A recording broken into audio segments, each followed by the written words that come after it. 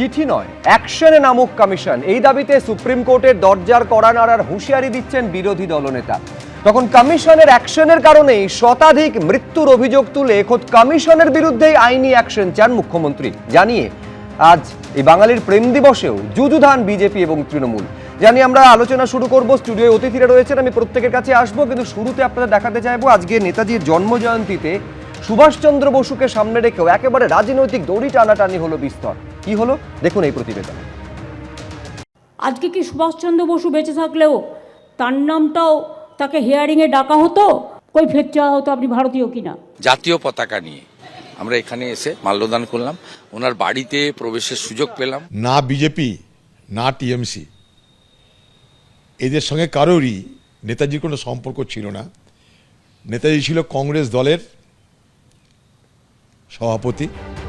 নেতাজি থেকে স্বামীজি, রবীন্দ্রনাথ ঠাকুর থেকে বঙ্কিমচন্দ্র চট্টোপাধ্যায়, ঈশ্বরচন্দ্র বিদ্যাসাগর, এ রাজ্যে রাজনীতির কচকচানি থেকে ছাড় পাননি মনীষীরাও। 23শে জানুয়ারি নেতাজি সুভাষচন্দ্র বসুর জন্মদিনেও বাদ গেল না রাজনীতি, তার সঙ্গে জুড়ে গেল এসআইআর। নিজেদের ইতিহাস চাপিয়ে দেওয়া হচ্ছে, যার সাথে দেশের ইতিহাসের কোনো সম্পর্ক নেই। আজকে ভাবছো ক্ষমতায় আছো, কাল ক্ষমতায় থাকবে না। দিল্লির যে চক্রান্ত নগরী এখন সারাক্ষণ চক্রান্ত করে বেড়ায় বাংলার বিরুদ্ধে, তার বিরুদ্ধে আমরা একমত হব। এরা আরবি সংস্কৃতি এখানে আনতে চায়, ভারতীয় সংস্কৃতির সঙ্গে এরা থাকে না। বিকশিত ভারত তখনই হবে যখন বিকশিত বাংলা হবে। নেতাজি কোনো পার্টির নয়, নেতাজি কোনো ব্যক্তির নয়, নেতাজি হচ্ছেন দেশের। এই মমতা ব্যানার্জির আমলে নেতাজির যারা পরিবারের লোক, নেতাজির যারা আত্মীয়, তাদের বাড়ি করবার সময়, ঘর করবার সময় তাদের কাছে তোলাবাজি করতে গেছিল তৃণমূল দলের নেতারা। শুক্রবার ধর্মতলায় নেতাজির মূর্তিতে শ্রদ্ধা জ্ঞাপন করেন মুখ্যমন্ত্রী। বেলা 12:15 নেতাজির জন্ম মুহূর্তকে স্মরণ করে বেজে ওঠে সাইরেন, শঙ্খ বাজান মমতা বন্দ্যোপাধ্যায়।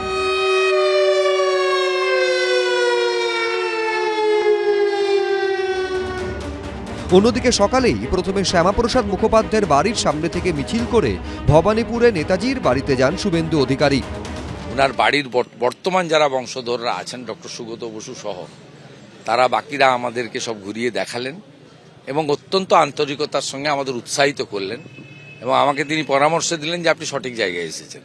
আমি ওনাকে বললাম যে রেড রোডে যাই প্রতিবারে, তারপর আমি মালা দেওয়ার পরে মালাটা পিডাব্লিউডির লোকেরা ফেলে দেয়। তাৎপর্যপূর্ণ বিষয় হলো এদিন রাজ্য সরকারের নেতাজির জন্মদিন উপলক্ষে আয়োজিত অনুষ্ঠানে মমতা বন্দ্যোপাধ্যায়ের সঙ্গে একসঙ্গে দেখা যায় নেতাজি পরিবারের 2 সদস্য সুগত বসু ও চন্দ্র বসুকে। সুগত বসু 2014 থেকে 2019 সাল পর্যন্ত তৃণমূলের সাংসদ ছিলেন। অন্যদিকে চন্দ্র বসু 2016 সালে বিজেপিতে যোগ দেন, তাকে রাজ্য সহ সভাপতি করে বিজেপি। সে বছরই বিধানসভা ভোটে ভবানীপুর কেন্দ্রে মমতা বন্দ্যোপাধ্যায়ের বিরুদ্ধে লড়েছিলেন। 2019-এর লোকসভা নির্বাচনেও বিজেপির হয়ে লড়েন, কিন্তু দুবারই হেরে যান। এদিন সেই দুজনই ছিলেন ধর্মতলায় রাজ্য সরকারের অনুষ্ঠানে। আজকে কি সুভাষচন্দ্র বসু বেঁচে থাকলেও তার নামটাও তাকে হিয়ারিংয়ে ডাকা হতো। চন্দ্রবাবুকে তো অলরেডি ডেকেছেন। আমাদের দুর্ভাগ্য, আজও নেতাজি সুভাষচন্দ্র বসুর জন্মদিন জাতীয় ছুটির দিবস হিসেবে ঘোষণা হয়নি। হ্যাঁ, ডাকতই তো। নেতাজির পরিবারের লোকজন ডাক পাবে এসআইআরে, কারণ তৃণমূল ভয় দেখিয়ে বিএলওদের দিয়ে মিথ্যা তথ্য সিস্টেমে আপলোড করিয়ে দিয়েছে। সব মিলিয়ে শুক্রবার নেতাজিকে সবাই স্মরণ করলেন ঠিকই, কিন্তু তাকে নিয়ে রাজনীতি হলো বেশি, যিনি কিনা সবসময় মনে করতেন রাজনীতির ঊর্ধ্বে দেশ। আশাবুল হোসেন, শিবাশিস মৌলিক, এবিপি আনন্দ। দেখুন, নেতাজিকে ঘিরে বাঙালির আবেগ এ তো নতুন করে বলার কিছু নয়। আজকে একেবারে সেই আবেগে শান দিয়েছেন মুখ্যমন্ত্রী মমতা বন্দ্যোপাধ্যায়। ঘটনাচক্রে আজকে রাজ্য বিজেপির মুখপাত্র হিসাবে শঙ্কুদেব পাণ্ডা সম্পূর্ণ বাঙালি সাজে ধুতি পাঞ্জাবি পরে এসেছেন। কিন্তু শঙ্কু, তোমাদের সাজ আর কাজের মধ্যে কিন্তু বিস্তর ফারাক। মুখ্যমন্ত্রী মমতা বন্দ্যোপাধ্যায় বলছেন এতটাই বাংলা বিরোধী যে নেতাজি জীবিত থাকলে তাকেও এসআইআর এর লাইনে দাঁড়াতে হতো, সব ফল ভুগতে হবে বলছেন মুখ্যমন্ত্রী, হুঁশিয়ারি দিচ্ছেন। আচ্ছা, আমি এটা বুঝতে পারছি না যে এসআইআরে কাউকে ডাকা হলে তিনি গেলে সেটা বাংলা বিরোধিতার সাথে কিভাবে সম্পর্কিত হয়। তাই আপনি আমাকে স্পেসিফিক্যালি যে বললেন যে আমি বাংলা বিরোধী বা আমাদের বিরুদ্ধে বাংলা বিরোধিতার অভিযোগ, সেটা আমি প্রথমেই প্রত্যাখ্যান করছি, খণ্ডন করছি এবং তীব্র বিরোধিতা করছি এই বিষয়ে। আমি শুধু এটুকুই বলতে চাই যে দেশের স্বার্থে অনুপ্রবেশকারীদের আইডেন্টিফাই করার স্বার্থে দেশের যে কোনো কাজের ক্ষেত্রে আমার দৃঢ় বিশ্বাস অন্তরের অন্তঃস্থল থেকে যে নেতাজি সর্বাগ্রে ভূমিকা নিতেন, দেশ তার কাছে সর্বোপরি ছিল। কারণ আপনাদের যে এখনই দেখলাম খবর, তাতেও আপনারা তা স্বীকার করলেন, এটাই নেতাজির প্রধান আদর্শের জায়গা ছিল। তো দেশ যদি সবার আগে থাকে, সেক্ষেত্রে এসআইআর মতো বিষয় তিনি নিশ্চয়ই সমর্থন করতেন, কিন্তু মমতা বন্দ্যোপাধ্যায় বিরোধিতা করতেন। ফলে আপনাকে বুঝতে হবে যে নেতাজিকে ভর করে একগুচ্ছ বাংলাদেশি কিন্তু পাশাপাশি এই এসআইআর জন্য হয়রানি যেটা হচ্ছে সেটাকে তুমি অস্বীকার করবে কি করে? হয়রানির জন্য তৃণমূল কংগ্রেস দায়ী।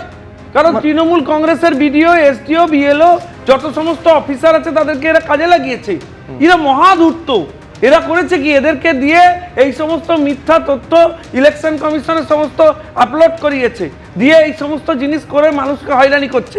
আপনি জানেন, এরা বলে দিয়েছে যে কোনো সাধারণ মানুষ যাবে, এদেরই সব অফিসার, তাদেরকে বলেছে ইচ্ছে করে ডিলে করো, ইচ্ছে করে হয়রানি করো, মানুষকে কষ্ট দাও। আমার পাল্টা প্রশ্ন থাকবে, তাহলে সেই নিয়ে নির্বাচন কমিশনের কাছে কেন অভিযোগ করা হচ্ছে না? সেই নিয়ে কেন আদালতে এখনো পর্যন্ত বিজেপি যাচ্ছেন? আমি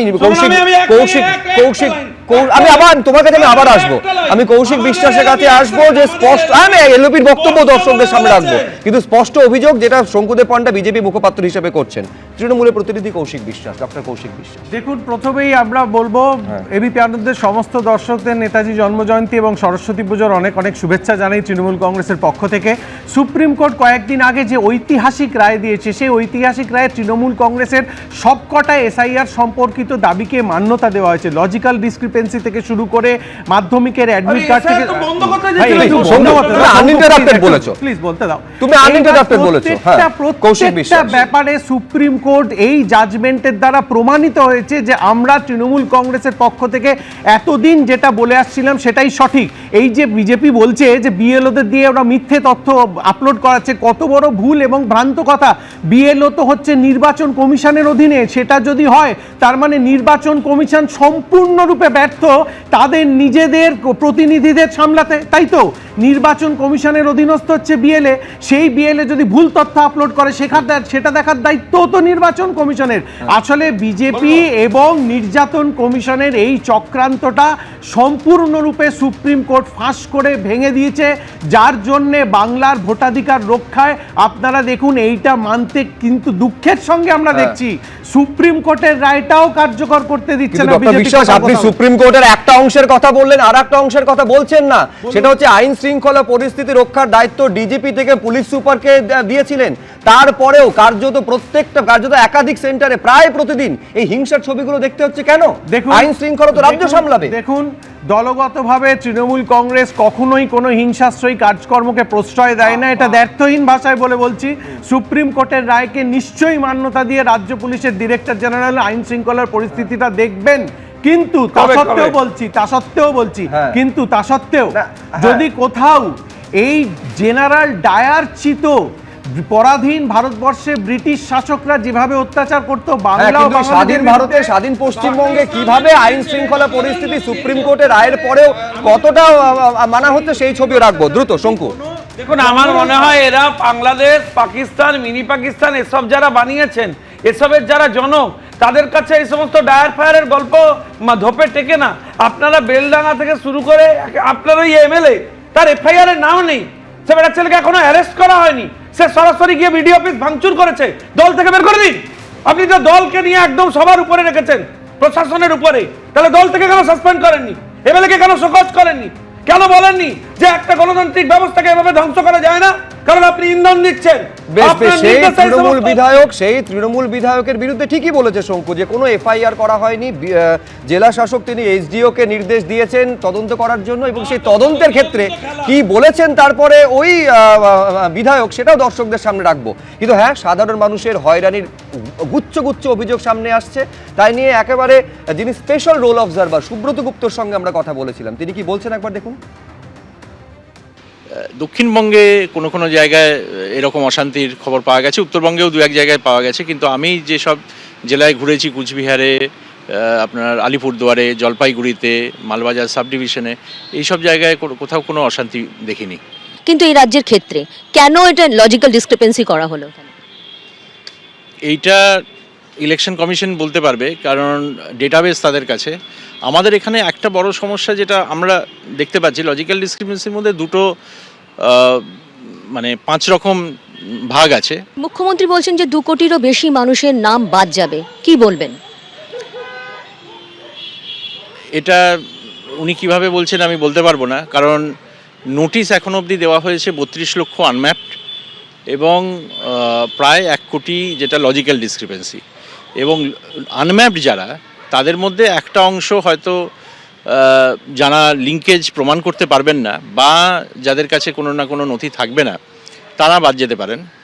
কিন্তু লজিক্যাল ডিসক্রিপেন্সির কেসে যদি কোনো ব্যক্তি ওই ভুলটা মানে ধরিয়ে দিতে পারেন বা ভুলটা কেন হয়েছে সেটা দেখিয়ে দিতে পারেন শুনানিতে কাগজ দিয়ে, সেক্ষেত্রে তাদের নাম বাদ যাওয়ার কিছু নেই। সুতরাং যেহেতু 1 কোটি আর 32 লক্ষ এই হচ্ছে টোটাল, তাহলে অঙ্কের হিসেবে কিছুতেই এটা এই সংখ্যার বেশি তো হতেই পারে না কখনো। কিন্তু আমি বলছি বিশ্বনাথ দা, যতটা সহজে স্পেশাল রোল অবজারভার বলছেন বিষয়টা হবে, বাস্তবে কিন্তু অভিজ্ঞতা খুব করুন। তিনি বলছেন যে কেউ যদি এই লিঙ্কেজের ভুল ত্রুটি ধরিয়ে দিতে পারেন তাহলে নাম বাদ যাবে না, একদম সহজ ব্যাপার। কিন্তু বাস্তবে যাদের একবার নয় একাধিকবার নোটিশ যাচ্ছে, বারবার 80, 85, 90 বছরের প্রৌঢ় অসুস্থ মানুষদের বারবার কমিশনের এই শুনানিতে হাজির হতে হচ্ছে, সমস্যা যে হচ্ছে, হয়রানি যে হচ্ছে, সেটা বাস্তব। আমি বলছি এই ঘটনার জন্য বারবার এই ফেস করার জন্য কি কমিশনের প্রতি সাধারণ মানুষের যে আস্থা সেইখানে ধাক্কা খাচ্ছে না? এবার তোমাকে বলার আগে আমি একটা কথা একটু বলতে চাই, আমার কানে লাগলো। মুখ্যমন্ত্রী দিল্লিকে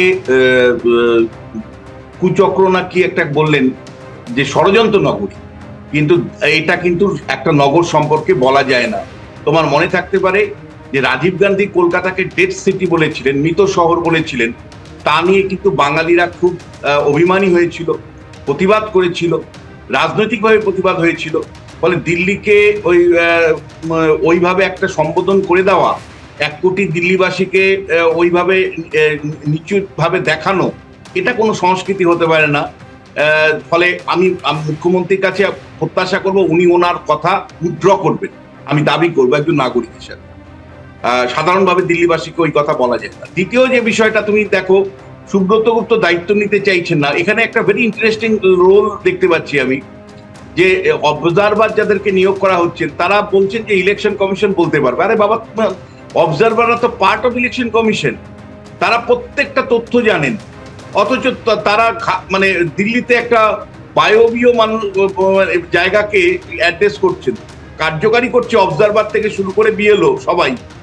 ফলে সেইটা কিন্তু মানে প্রত্যেকেই এর ধারে ওর দোষ চাপাচ্ছে, ওর ধারে সে দেশ চাপাচ্ছে। দেখো, আমি সময় নেই তোমার, নাহলে আমি বলতে পারি যে কেন 1 কোটি লোকের মধ্যে অবশ্যই যান্ত্রিক কারণে এআই এর ভুলের জন্য অনেকে যেমন ডাক পেয়েছে, আবার একই ব্যক্তিকে 20, 25, 50 জায়গায় বাবা হিসাবে দেখানো হয়েছে। ফলে ইলেকশন কমিশন জানতে চাইবে না যে ভাই 50 জায়গায় তুমি বাবা হিসাবে দেখিয়েছো, সেই বাবাকে, সেই সন্তানরা কে? হ্যাঁ, কমিশন সুপ্রিম কোর্টে এই যুক্তিও দিয়েছে, একদম ঠিক। ইলেকশন কমিশন জানতে চাইবে না।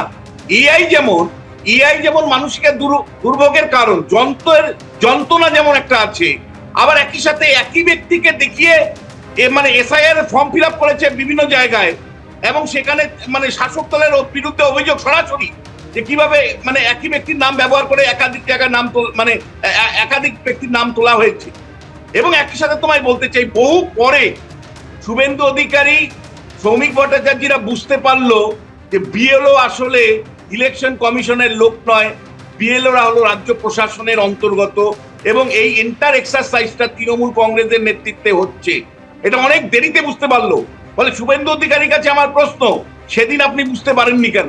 যেদিন ইলেকশন কমিশনের সমস্ত দায় দায়িত্ব আপনি নিয়ে নিয়েছিলেন, প্রত্যেকটা দায় দায়িত্ব নিয়ে গিয়ে আপনি অ্যাডভান্স বলছিলেন। তার মানে বিশ্বনাথ, হ্যাঁ, বিলম্বিত বোধোদয় হচ্ছে। কোথায় এসব বলেছেন? দায় দায়িত্ব নিয়ে নিয়েছে ইলেকশন কমিশনের দায় একজন রাজনৈতিক দলে যিনি এলওপি, তিনি কেন নিতে যাবেন? মুখে কথা বসাবেন না, কোথায় কি হচ্ছে বলুন। স্পেসিফিক্যালি এটা অনেক আগে বোঝানো উচিত ছিল। আমরা যখন এই আরে প্রশ্ন বোঝানো করেছি, উচিত ছিল, ঘটনা ঘটবে, পুরো লোকে আমাকে একটু affected দিতে হবে, হবে। তবেই না বলবে। আমি বলছি যে আমি কি আগে হাত গুনবো নাকি আগে থেকে জানবো? না, না, তার মানে তুমি এটা মানছো যে কমিশনের যে ভূমিকা নেওয়াটা উচিত ছিল কমিশন সেই ভূমিকা নেই। এলওপি প্রকাশ্যে বলছেন যে হ্যাঁ। তৃণমূল কংগ্রেসের মতো সেটা তো এতদিন পরে বুঝছো তারা তোমরা। গভীর ষড়যন্ত্র করেছে। মানুষ, আমিও তো বুঝছি, না, না, আপনিও তো বুঝছেন। আমি বলছি তার মানে আমরা কি মানুষের ভেবেছিলাম হয়রানি আমরা কমিশনের যে ভূমিকা রোল প্লে করা উচিত ছিল সেই রোল প্লে করেনি, এইটা তোমরা মানছো শেষমেশ। কাজ করবে। হ্যাঁ। তা বিএলআররা যদি এইসব ষড়যন্ত্রে লিপ্ত থাকে, সে 2 ইয়ার ডক্টর বিশ্বাস। ব্যবস্থা নিতে বলেছিল, তাকে এখনো তদন্ত এতদিন করছে। বুঝতে বেশ, বেশ, তাকে ডক্টর arrest বিশ্বাস। করে জেলে পুরা উচিত। ডক্টর বিশ্বাস। প্রথম Please. কথা হচ্ছে যে বিএলওদের ট্রেনিং প্রক্রিয়া সম্পন্ন করেছিল নির্বাচন কমিশন। আজকে স্পেশাল রোল অবজারভারের কথাটা দেখুন, উনি নিজেই স্বীকার করলেন যে উত্তরবঙ্গে উনি কোথাও কোনো অশান্তি দেখছেন না। যিনি স্পেশাল রোল অবজারভার উনি লজিক্যাল কিন্তু এসবের মধ্যে মূল বিষয় হচ্ছে মানুষের ভোগান্তি হচ্ছে। চয়ন ভট্টাচার্য, আমি দুজনকে থামাবো, চয়ন দা এখনো বলার সুযোগ পাননি, প্লিজ দুজনকে থামাবো। চয়ন দা, এই বল দেওয়া নেওয়ার মধ্যে আমি চয়ন দা, বল please. পাচ্ছি না। বিষয়টা হচ্ছে যে অন্য কিছু নয়, যে এইটা আমি খুব সবিনয় জানতে চাইছি, সুপ্রিম কোর্টের যা নির্দেশ সেগুলো কি পালন করছেন নির্বাচন কমিশন? নির্বাচন কমিশনের নামটা কৌশিক বলে নির্যাতন কমিশন, সেটাই নির্যাতন কমিশন এই তকমাকেই ছাড়াতে পারছে নির্বাচন কমিশন? এখানে জনপ্রতিনিধিত্ব আইন যা সেই অনুযায়ী এবং যা সংবিধান বিধিবদ্ধ যা আইন রয়েছে সেই অনুযায়ী ইলেকশন কমিশনের কিন্তু নাগরিকত্ব যাচাই করার কোনো অধিকার নেই। কিন্তু বারবারই যেভাবে বিজেপি এই প্রশ্নগুলো নিয়ে আসছে তাতে বারবার মনে হচ্ছে যে এরা ভোটার থেকে নাগরিকত্ব প্রমাণের জায়গাটা বেশি। দুই, যেটা মারাত্মক ঘটনা সেটা থেকে রসিদ দেওয়া হচ্ছে যে নথিগুলো দেওয়া হচ্ছে, রসিদ দেওয়া হচ্ছে, সমস্ত নথি কি যাচাই করা হচ্ছে? এই সময়ে দাঁড়িয়ে আমাদের খুব প্রশ্ন, যারা গরিব মানুষ, প্রান্তিক অংশের মানুষ, যাদের নথির সমস্যা আছে তাদেরকে বাদ দেওয়া, তাদেরকে ভোটার বৃত্তের বাইরে নিয়ে যাওয়াটা চক্রান্ত হচ্ছে না তো? আমাদের পরিষ্কার কথা, আজকে এইখানে বসে আমি বলছি, গরিব ঘর থেকে এসছেন আমাদের প্রধানমন্ত্রী, আমাদের মুখ্যমন্ত্রী গরিব ঘর থেকে আসা, তাদের সমস্ত নথিপত্র কি? মূল প্রশ্ন হচ্ছে যে এই এত শত প্রশ্নের মাঝে যে উদ্দেশ্যে এসআইআরটা করা হচ্ছে সেই উদ্দেশ্য শেষমেশ সাধিত হবে কিনা, এটাই এখন দাঁড়িয়েছে $1 মিলিয়ন কোয়েশ্চেন। আর এবার মনিরুল ইসলাম, যিনি ফারাক্কার দোর্দণ্ড প্রতাপ তৃণমূল বিধায়ক, তার বিরুদ্ধে এফআইআর করতে হবে এই নির্দেশ দিয়েছিল নির্বাচন কমিশন, একেবারে ডেডলাইন বেঁধে দিয়েছিল। 24 ঘন্টা পরেও তার বিরুদ্ধে কোনো এফআইআর হয়নি। মনিরুল ইসলাম আছেন মনিরুল ইসলামে, দেখুন। প্রথমে তার নেতৃত্বে বিডিও অফিসে ভাঙচুর, তারপর নির্বাচন কমিশনকে লাগাম ছাড়া আক্রমণ। ফারাক্কার তৃণমূল বিধায়ক মনিরুল ইসলামের বিরুদ্ধে বৃহস্পতিবার বিকেল 5টার মধ্যে এফআইআর দায়ের করতে জেলা শাসককে নির্দেশ দিয়েছিল নির্বাচন কমিশন, কিন্তু শুক্রবার হয়ে গেলেও তা করেনি প্রশাসন। কার্যত উপেক্ষা করা হয় কমিশনের নির্দেশ। এরপরই শুক্রবার ঘটনা নতুন মোড় নেয়। কমিশনের নির্দেশ মতো তৃণমূল বিধায়ক মনিরুল ইসলামের বিরুদ্ধে এফআইআর দায়ের করার পরিবর্তে ঘটনার তদন্তের জন্য মহকুমা শাসককে নির্দেশ দিলেন জেলা শাসক, যার ফলে আরও জোরালো হলো নির্বাচন কমিশন বনাম রাজ্য সরকারের সংঘাত। বিরোধীরা প্রশ্ন তুলছে, তৃণমূলের সম্পদ বলে কি মনিরুল ইসলামের সামনে এভাবে ঢাল হয়ে দাঁড়াচ্ছে প্রশাসন? প্রশাসনের বাবার ক্ষমতা আছে মনিরুলের বিরুদ্ধে এফআইআর করবে? প্রশাসন যে তার বাবা হচ্ছে মনিরুলরা, আর তাদের বাবা মা হচ্ছে মমতা ব্যানার্জি, তো চেন রিয়াকশান, ওপর থেকে যা বলছে তাই হচ্ছে। ডিএম বলবে এসডিওকে এফআইআর করো, এসডিও আইসিকে বলবে এফআইআর করো, ঠিক আছে? পাসিং দ্য বাক গেম চলবে, আমার ঘাড়ে না তোমার ঘাড়ে, তোমার ঘাড়ে না তার ঘাড়ে, যাতে নির্বাচন কমিশন আবার উপর থেকে পরে এদের বিপদ না ঘটায়, তার জন্য ঘাড় বদলানো চলবে, ঠিক আছে? আর নিচে যদি একজন যায় উপর নিরুপায়, এমন কেস দিবে যেন ঢুকতে ঢুকতে তার বেল হয়ে যায়। 14 জানুয়ারি প্রথমে তার উপস্থিতিতে বিডিও অফিসে ভাঙচুর তাণ্ডব চলে, তারপর সরাসরি নির্বাচন কমিশনকে হুমকি দেন তৃণমূল বিধায়ক মনিরুল ইসলাম। ঝান্ডা চলবে না, লাঠিতে বাঁধতে হবে, লাঠিতে কোমরকে ঢিলা করে দিতে হবে নির্বাচন কমিশনে, পাতাল থেকে ছেঁচড়ে বের করব। কিন্তু বিডিও অফিসে ভাঙচুরের ঘটনাতেও পুলিশ তৃণমূল বিধায়ককে ছোঁয়নি, উল্টে বৃহস্পতিবার একেবারে দাপুটে মেজাজে ফরাক্কার বিডিও অফিসেই দেখা যায় তাকে।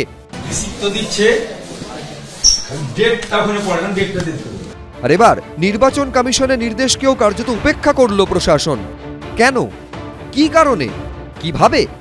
মমতা বন্দ্যোপাধ্যায়ের নির্দেশ দেওয়া আছে, এই পুলিশ এফআইআর করবে না তো। পশ্চিমবঙ্গে আগামী দিনে এই মমতা বন্দ্যোপাধ্যায়ের আস্কারার জন্য এবং ইন্ধনের জন্য কাশ্মীরের বিভিন্ন অংশে যেরকম একসময় বিচ্ছিন্নতাবাদী চিন্তা ভাবনা ছিল, সেই বিচ্ছিন্নতাবাদী চিন্তাভাবনা যদি আগামী দিনে আবার মাথা চেড়ে দিয়ে ওঠে বাংলায়, আমি অন্ততপক্ষে অবাক হব না। নির্বাচন কমিশনের উচিত কান ধরে এই রাজ্যের ডিজিপিকে এখান থেকে নিয়ে যাওয়া এবং তার বিরুদ্ধে ব্যবস্থা নেওয়ার জন্য নির্দেশ জারি করা। স্বাধীনতা সংগ্রামের সময় যারা জেল খেটেছিল তাদেরকে কি বলি, আসামি বলি না স্বাধীনতা সংগ্রামী বলি?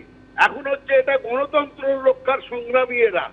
গণতন্ত্র রক্ষার জন্য এই ইলেকশন কমিশন, বিজেপি, এই জোড়া ফলা যারা গণতান্ত্রিক অধিকার কেড়ে নিতে চাইছে তাদের বিরুদ্ধে এই সংগ্রাম। বিজেপি কি মনে করে তারা এসআইআর করে আর ওই ইলেকশন কমিশনকে লেলিয়ে দিয়ে অধিকার কেড়ে নেবে? যদি এফআইআর করতে হয়, প্রথম করতে হবে গণেশ কুমারের বিরুদ্ধে। 70 জনের প্রাণহানি হয়েছে, এই কথা ভুলে গেলে চলবে না। অন্যদিকে মুখ্য সচিবকে নির্বাচন কমিশন চিঠি দেওয়ার পরেও 4 নির্বাচনী অফিসারের বিরুদ্ধেও এখনো কোনো ব্যবস্থা নেয়নি সরকার। পার্থপ্রতিম ঘোষ, আশাবুল হোসেন, সুমন ঘড়াই, এবিপি আনন্দ। দেখুন, যে এসডিওকে নির্দেশ দেওয়া হয়েছিল জেলা শাসকের তরফে যে তদন্ত করতে হবে মনিরুল ইসলামের বিরুদ্ধে, আর এই মুহূর্তে যে খবর পাওয়া যাচ্ছে একটা চিঠি পাঠিয়েছেন মনিরুল ইসলাম, তাতে তার বক্তব্যের ব্যাখ্যা তিনি দিয়েছেন। সেখানে বলা হচ্ছে, তিনি বলছেন কমিশনকে খাটো করার কোনো উদ্দেশ্য ছিল না, যা বলেছি তা ভোটারদের জন্য সাধারণ মতামত। এখন এই চিঠিতে কি রয়েছে আরো বিস্তারিতভাবে রুমা পাল আমাদের প্রতিনিধি বলতে পারবেন। রুমা, দেখো, এফআইআর এর বিষয়টা সামনে আসতেই কিন্তু এসডিওকে একটা চিঠি লিখেছেন, ব্যাখ্যামূলক চিঠি দিয়েছেন মনিরুল ইসলাম। কি বলছেন? বলছেন কোনো ভুল উদ্দেশ্য ছিল না, এবং তিনি বলছেন যে নির্বাচন কমিশনকে ক্ষুণ্ণ করার কোনো উদ্দেশ্য ছিল না, শুধুমাত্র ভোটারদের জন্য সাধারণ মতামত সেটা ছিল, এবং কোনো আইনবিধি লঙ্ঘনের মনোভাব ছিল না। এবং চিঠিতে তিনি আরও বলছেন, যদি তার বক্তব্যকে এরকমভাবে নেওয়া হয়েছে সেটা কিন্তু ভুলভাবে নেওয়া হয়েছে। তিনি প্রশাসন এবং নির্বাচন কমিশনের নির্দেশ মেনে চলার জন্য প্রস্তুত, এবং তিনি এটাও বলছেন ভোটারদের সাংবিধানিক অধিকার সঠিকভাবে প্রয়োগের জন্যই এই মন্তব্য করা হয়েছিল, এবং তার উদ্দেশ্য অসৎ ছিল না, উত্তেজনা বা আইনবিধি লঙ্ঘনের মনোভাব ছিল না। তিনি এই মন্তব্য করেছেন। দেখো, জানিয়ে রাখি যে কমিশন যখন বলেছে যে এফআইআর করতে হবে, এবং এখনো পর্যন্ত যখন এফআইআর হয়নি, তারপর জানা যায় যে একেবারে দিল্লি নির্বাচন কমিশন থেকে কিন্তু ডিস্ট্রিক্টে কথা বলা হয়, এবং তারপরে যখন এফআইআর হয়নি তখন দেখা যাচ্ছে যে মনিরুল ইসলাম একটি চিঠি পাঠিয়েছেন এসডিওকে, এবং সেক্ষেত্রে বলা হয়েছে তার অবস্থান স্পষ্ট করেছেন, এবং তিনি বলছেন যে তার কোনো ভুল উদ্দেশ্য ছিল না, এবং তিনি প্রশাসন এবং নির্বাচন কমিশনের যা রুল বা যা নির্দেশ রয়েছে সেটা কিন্তু তিনি মেনে চলবেন। একেবারে কোনো ভুল উদ্দেশ্য ছিল না, সম্পূর্ণ তিনি কমিশনের নির্দেশ মেনে চলবেন, আইন ভাঙার কোনো অসৎ উদ্দেশ্য ছিল না বলছেন মনিরুল ইসলাম। সত্যি তো, মানে যিনি ধরুন লাঠি বা কঞ্চি দিয়ে ভাঙার কথা বলেন, কোনো ভুল উদ্দেশ্য ছিল না, বা কমিশনের কোমর ঢিলে করে দেওয়ার কথা বলেন, একেবারে পাতাল থেকে হেঁচড়ে বের করতে হবে বলেন, মানে যারা ভুল উদ্দেশ্য ছিল এবং তিনি হিংসায় উস্কানি দিয়েছেন যারা বলছেন, তারা সবাই হচ্ছেন দুষ্টু লোক। আসলে এগুলো ছিল তার মুখনিসৃত শান্তির ললিত বাণী, যেটা তিনি প্রচার করতে চেয়েছেন। মানে তিনি বলেছেন এটা কোনো ভুল নয়, আসলে যারা বুঝেছেন তারা ভুল বুঝেছেন, তাই না ডক্টর বিশ্বাস?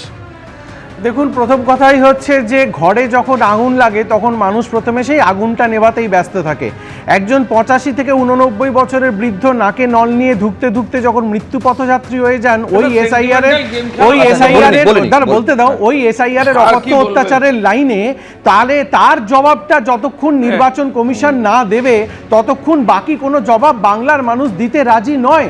দিনের পর দিন যখন সুপ্রিম কোর্টের নির্দেশও নির্বাচন কমিশন বা সেই জন্য এইভাবে বিডিও অফিসে গিয়ে ভাঙচুর করাটাও যুক্তিসঙ্গত বলছেন। আমরা আবারও বলছি যে দলগতভাবে আমরা হিংসাকে সমর্থন করি না, কিন্তু জনরোষ যদি হয়, সেটা আপনারা দেখেছেন ইউরোপে হয়েছে, বিভিন্ন বিশ্বের রাষ্ট্রে এই জনরোষ স্বয়ং আপনার নেত্রী শুনে নিন, আপনার নেত্রীকে নিয়ে বলছি, স্বয়ং আপনার নেত্রী মুখ্যমন্ত্রী মমতা বন্দ্যোপাধ্যায় বলেছিলেন যে সরকারি সম্পত্তিতে কেউ যদি ভাঙচুর করে তিনি এতটাই রাফ এন্ড টাফ, কড়ায় গন্ডায় সেটা তিনি বুঝে নেবেন।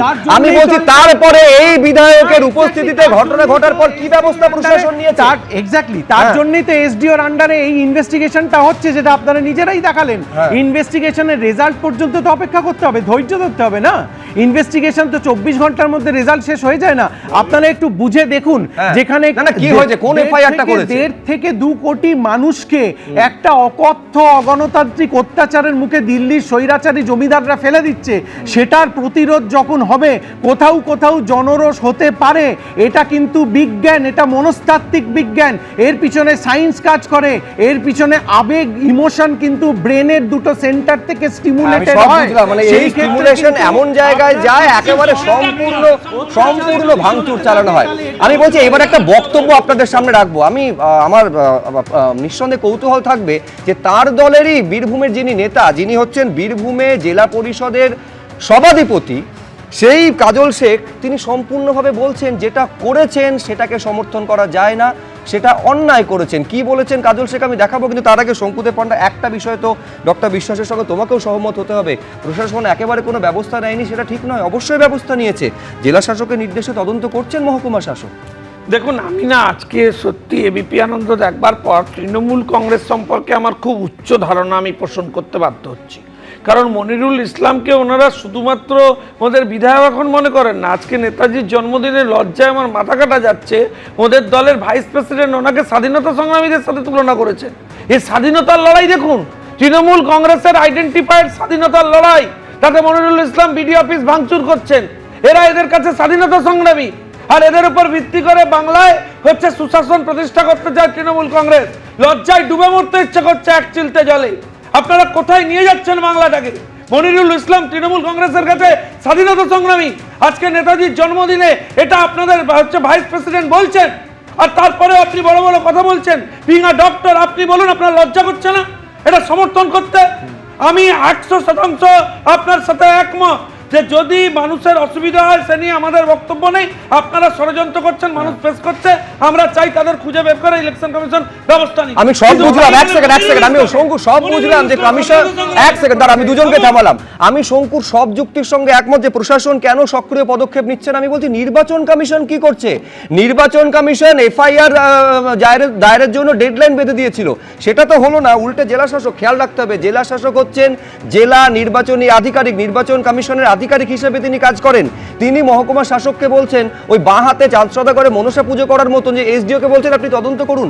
ধৈর্যের পরীক্ষা দিচ্ছে নির্বাচন কমিশন।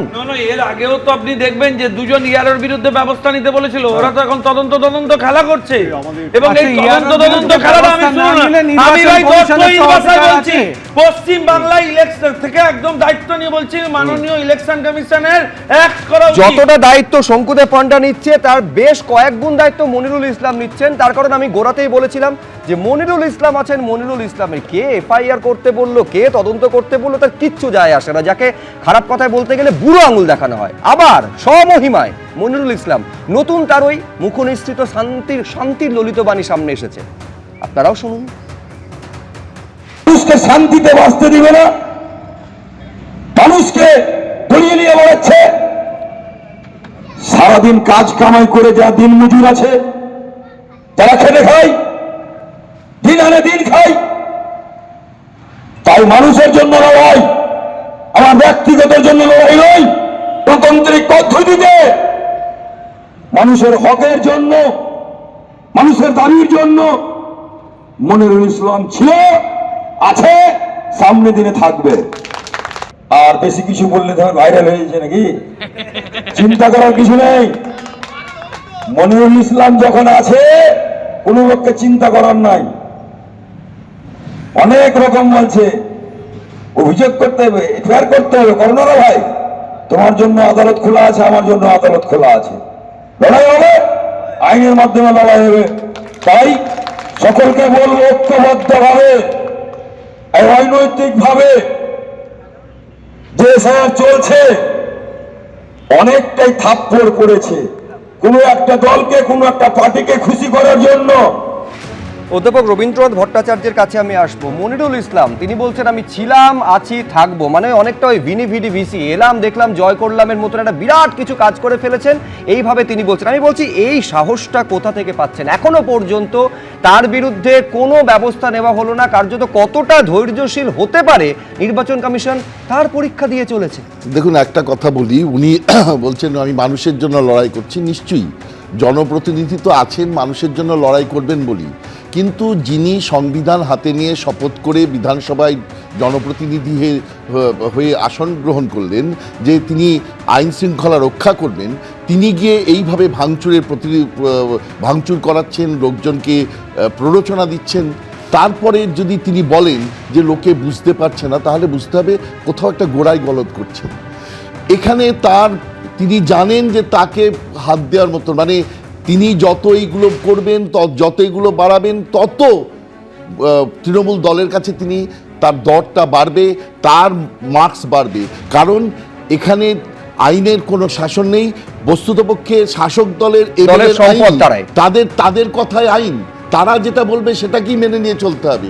এবং বস্তুতপক্ষে যে রাজনীতির যে একটা উচ্চ নীতির জায়গা প্রতিষ্ঠিত ছিল, সেই জায়গাটাকে এরা ধূলিসাৎ করে দিচ্ছে বারবার করে। একটা প্রত্যেকটা বিষয় নিয়ে তো এইভাবে যদি আমাদের কোর্টে যেতে হয়, প্রত্যেকটা বিষয় নিয়ে একটা এমএলএ এইরকমভাবে করছেন এবং তারপর বলছেন না আমাকে বুঝতে ভুল হচ্ছে, এবং ইলেকশন কমিশন এফআইআর করতে বলছে, তার বিরুদ্ধে কোনো এফআইআর হচ্ছে না, দীর্ঘসূত্রিতা হচ্ছে, তখন বুঝতে হবে পুলিশ মন্ত্রী তাকে পুরো মাত্রায় প্রোটেকশন দিচ্ছেন। অর্থাৎ পুলিশের কোনো ক্ষমতা নেই তার গায়ে টাচ করবার, এবং তিনি কোনোভাবে তার বিরুদ্ধে কোনো ব্যবস্থা নেওয়া হবে না। কিন্তু আমাদের প্রশ্ন হচ্ছে ইলেকশন কমিশন কি করছে? যেটা ওই যে ডিস্ট্রিক্ট ম্যাজিস্ট্রেট এসডিওকে বললেন, তার আগে তো তাকে এফআইআর করতে হবে। এফআইআর এর নির্দেশ তো দেওয়া হয়েছে ইলেকশন কমিশনের তরফে।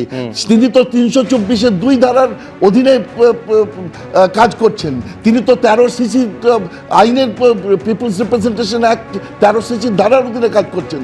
তাহলে এই এসআইআর যেটা সম্পূর্ণভাবে একটা আইনি প্রক্রিয়া, সেই আইনি প্রক্রিয়ায় যেখানে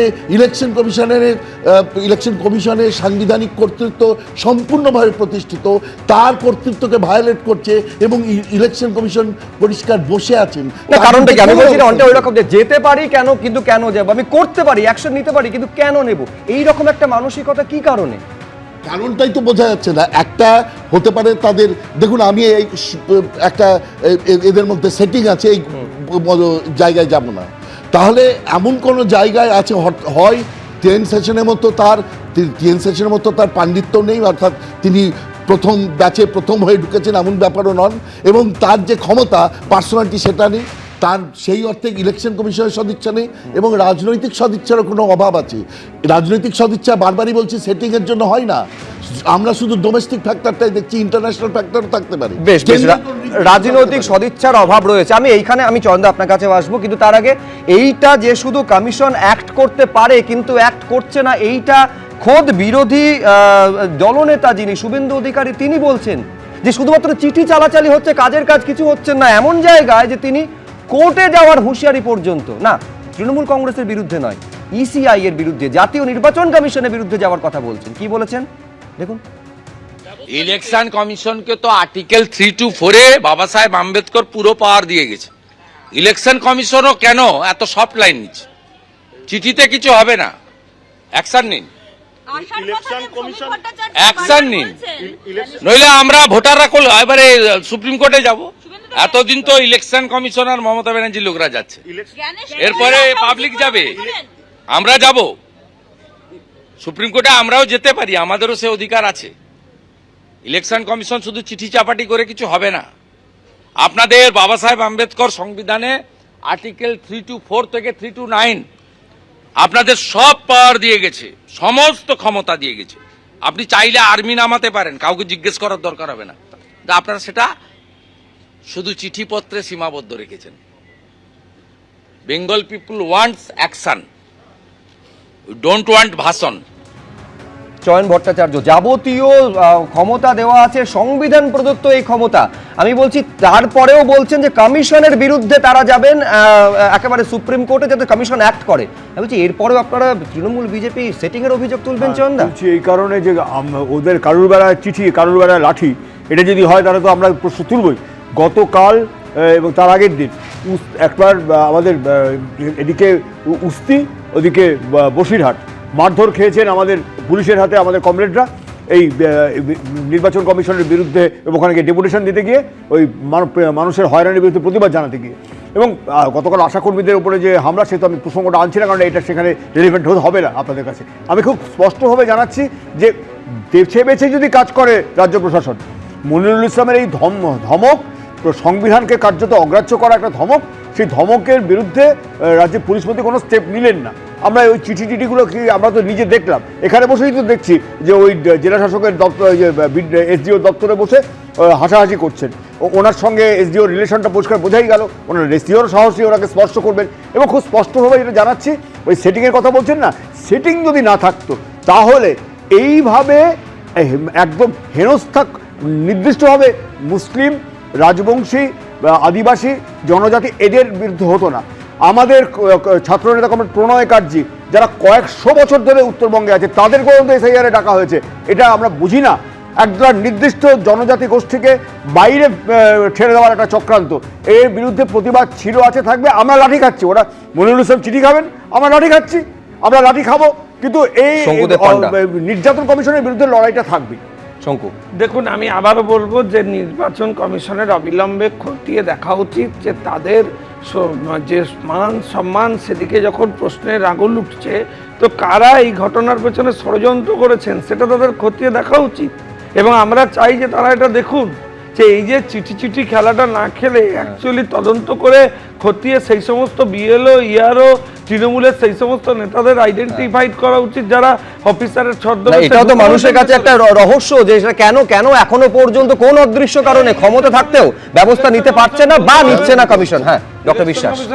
দেখুন, নির্বাচন কমিশনের সমস্যাটা হচ্ছে তারা নিজেরাও জানে তারা একটা রাজনৈতিক উদ্দেশ্য প্রণোদিত কাজ করছে, এটা আমি আপনাদের অন ক্যামেরা বলছি। সেই জন্য তাদের সেই মানসিক দৃঢ়তাটাই চলে গেছে। আপনি যদি জানেন যে আপনি একটা প্রশাসন, সরকার, তৃণমূল কংগ্রেস তারা কেন ব্যবস্থা নিচ্ছে না? আমি বুঝলাম কমিশন কেন ব্যবস্থা নিচ্ছে না, আমি বলছি সরকার কেন ব্যবস্থা নিচ্ছে না। একটা ছোট এক্সাম্পল, লজিক্যাল ডিসক্রিপেন্সি অন্য রাজ্যগুলোয় হচ্ছে না কেন? বলুন কেন হচ্ছে না, কেন বলুন কেন হচ্ছে না? কিন্তু এটাও সুপ্রিম কোর্ট বলল যে প্রত্যেকটা লজিক্যাল ডিসক্রিপেন্সির আপনারা বলুন যে তাদের লিস্টগুলো টাঙাতে হবে। আসলে দেখুন, এটা নিয়ে রাজনৈতিক চাপানুতর চলবে যে রাজ্য সরকার কেন অ্যাকশন নিচ্ছে না, পুলিশ কেন অ্যাকশন নিচ্ছে না, কমিশন কেন অ্যাকশন নিচ্ছে না। কিন্তু এই রহস্যটা এখনো পর্যন্ত সমাধান হচ্ছে না যে এদের পেছনে কে বা কারা রয়েছেন যার জন্য এতটা দুঃসাহস কমিশনকে লাল চোখ দেখানোর প্রায় প্রতিদিনই পাচ্ছেন এই মনিরুল ইসলামের মতন যারা জনপ্রতিনিধি তারা। আমি বিশ্বনাথ চক্রবর্তীর কাছে আসবো। দেখুন, প্রশ্নটা হচ্ছে একজন তৃণমূল বিধায়কের বিরুদ্ধে কমিশনের নির্দেশ সত্ত্বেও যে প্রশাসন এফআইআর করতে পারে না, সেই প্রশাসন ব্যবস্থা নেবে চারজন নির্বাচনী আধিকারিক, মানে ওই ইআরও, দুজন ইআরও এবং এইআরওর বিরুদ্ধে, এটা প্রত্যাশা করাটাও কি বাড়াবাড়ি নয়? আমি বলছি এই এসআইআর পর্বে যদি এতটা অসহায় বিশ্বনাথ নির্বাচন কমিশন হয়, ভোটে কি হবে? দেখো, প্রতিবারই তো ইলেকশন কমিশন পরাজিত হয়, তৃণমূল কংগ্রেস জয়ী হয়। তুমি যদি ধারাবাহিকভাবে দেখো, সেটা স্টেট ইলেকশন কমিশন হতে পারে, ন্যাশনাল ইলেকশন কমিশন হতে পারে, নির্বাচনের প্রশ্নে তৃণমূল কংগ্রেসের টার্মস অ্যান্ড কন্ডিশনে নির্বাচন হয়। ইলেকশন কমিশনের এখানে বারবার ফেইলিওর হতে আমরা দেখেছি। ইলেকশন কমিশন বারবার ব্যর্থ হয়। ধরো, কেন্দ্রের থেকে 900 কোম্পানি কেন্দ্রীয় বাহিনী আসে, তাদেরকে হাজারদুয়ারিতে ঘুরিয়ে দেয় তৃণমূল কংগ্রেস। ফলে তৃণমূল কংগ্রেস সেই শক্তিটা আছে। আসলে এটা দেখো, 1-2 মিনিটে তো বুঝতে পারবো না যে একটা হেজিমনিক কন্ডিশন তৃণমূল কংগ্রেস তৈরি করেছে। সেই হেজিমনিক কন্ডিশনের মধ্যে একটা লুম্পেনাইজেশন অফ পলিটিক্স হয়েছে। সেই লুম্পেন ক্লাসকে যারা রিপ্রেজেন্ট করছে, সেই লুম্পেন ক্লাসের কথা মতো প্রশাসন চলছে, উঠছে, বসছে। আর প্রশাসন কিছু বেআইনি সুযোগ সুবিধে, ব্যক্তিগত সুযোগ সুবিধে নেওয়ার জন্য প্রশাসনের ব্যক্তিরা কিন্তু তৃণমূল কংগ্রেসকে সমর্থন করছে। আমি তোমাকে দায়িত্ব নিয়ে বলতে পারি, রাজ্যের একটা বড় অংশ কিন্তু দুর্নীতির সাথে যুক্ত আছে। এই প্রশাসনের লোকরা, যারা এই প্রশাসন, এই দুর্নীতিগ্রস্ত প্রশাসনের লোকরা তৃণমূলকে যে কোনো মূল্যে রক্ষা করতে চাইছে। আমি দর্শকদের মনে করাবো যে সি মুরুগানের কথা আপনাদের মনে আছে, একেবারে সেই আইএস আধিকারিকের বিরুদ্ধে যে হামলার ঘটনা ঘটেছিল তার গাড়িতে, তারপরে কি ব্যবস্থা, একটা লম্বা চড়া চিঠি পাঠানো হয়েছিল, তারপর কি ব্যবস্থা নেওয়া হয়েছে? প্রশ্নটা হচ্ছে নির্বাচন কমিশনের এই নির্দেশের পরেও কোনো ব্যবস্থা নেওয়া হলো না, এফআইআর করা হলো না। এইবার কমিশন কি করে, অবশ্যই সেদিকে নজর থাকবে। এবিপি আনন্দ, এগিয়ে থাকে, এগিয়ে রাখে।